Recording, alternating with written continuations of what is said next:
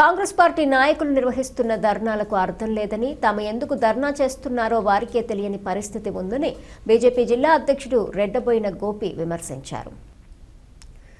గురువారం సిరిసిల్లలోని బీజేపీ కార్యాలయం వద్ద ఆయన మీడియాతో మాట్లాడారు. నేషనల్ హెరాల్డ్ కేసు వ్యక్తిగతంగా దాఖలైందని, దీనికి బీజేపీకి ఎలాంటి సంబంధం లేదని స్పష్టం చేశారు.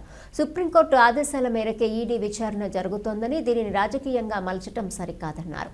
కాంగ్రెస్ నేతలు నిర్దోషులైతే కోర్టులో పోరాడాలని సూచించారు. ఈ కార్యక్రమంలో బీజేపీ నాయకులు పాల్గొన్నారు.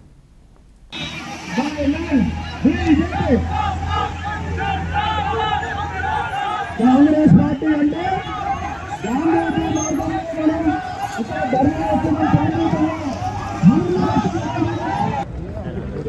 ఈరోజు కాంగ్రెస్ పార్టీ దేశవ్యాప్తంగా భారతీయ జనతా పార్టీ జిల్లా ఆఫీసుల ముందు ధర్నా చేయాలని ఒక పిలిపించున్నారు. వాస్తవానికి ఇది ఎందుకు అన్నది కాంగ్రెస్ వాళ్ళకే తెలియదు. ఈరోజు నేషనల్ హెరాల్డ్ కేసు ఏదైతే ఉన్నదో దాన్ని వేసిన వ్యక్తి సుబ్రహ్మణ్య స్వామి. దానికి బీజేపీ పార్టీకి ఏమైనా సంబంధం ఉన్నదా? లేదు.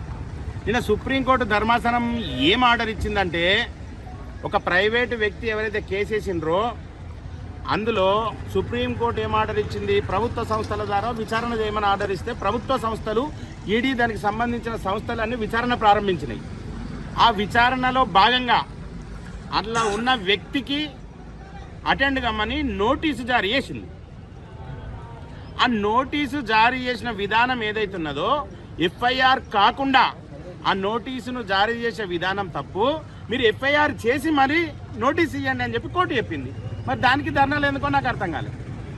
మరి ఈ విషయం మల్లికార్జున ఖార్గేకి తెలియదు, కేసీ వేణుగోపాల్కి తెలియదు.